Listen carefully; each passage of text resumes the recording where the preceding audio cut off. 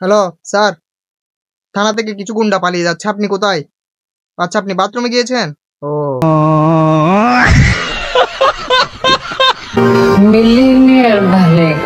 ইনি হচ্ছেন বাংলাদেশের 1 নম্বর কোটিপতি, মানে এক কথায় বলতে গেলে বাংলাদেশের মুকেশ আম্বানি।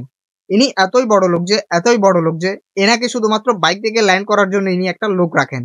আসলেই বিষয়টা অনেকটা দুঃখজনক এবং হাস্যকর। বাইক চালাতে পারে ঠিকই, কিন্তু বাইক থেকে নামতে পারে না। নামানোর জন্য একটা লোক রাখে। ভাই, এনাদেরকে লাইসেন্স কে দেয় বাইক চালানোর?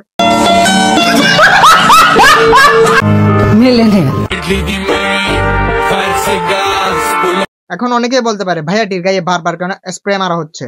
আরে ভাই, বুঝেন নাই? আজকে গোসল করেনি আর কি, বুঝে নিন না ভাই। এগুলো কি আপনাদেরকে বুঝিয়ে বলতে হয়?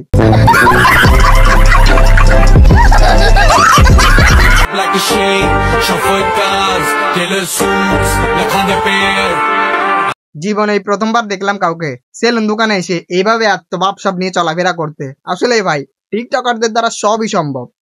ঠিক আছে ভাই, এটা কেমন সেলুন যেখানে কাজ না করার আগে হিসাব নিকাশ হচ্ছে, টক টক করে হিসাব নিকাশ হচ্ছে? ভাই, আসলে কি দুর্দান্ত অভিনয়! সবাই মিলে একটা তালে দি, চলুন।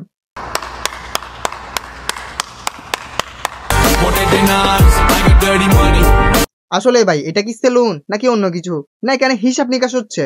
চুল কাটার এখানে কোনো সাবজেক্টই দেখা যাচ্ছে না। চুল কাটার এখানে কোনো কিছুই দেখা যাচ্ছে না। এখানে দেখছি শুরু থেকেই দেখছি এটা করছে, তারপরে এসে টক টক করছে। মানে সেলুন দোকানের সর্বপ্রথম কাজ হচ্ছে কি, এসে চুল কাটা, তারপর হচ্ছে হিসাব নিকাশ করা। কিন্তু এখানে দেখি বিষয়টা পুরোই উল্টো।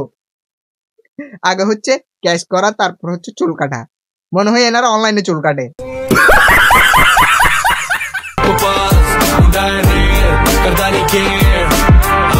মোবাইল থাকা সত্ত্বেও ক্যালকুলেটর দিয়ে টক টক করে হিসাব নিকাশ করা হচ্ছে। আসলে টিকটকারদের মাথার ব্রেন মাথায় থাকে না, থাকে এক্স্যাক্টলি পায়ের নিচে। এটা আবারও প্রমাণ হলো। আর এনাদের কি দুর্দান্ত অভিনয়!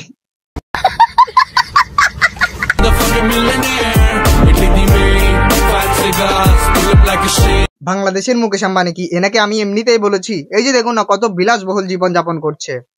কেউ পা টিপে দিচ্ছে, কেউ হাত টিপে দিচ্ছে। আহা হা,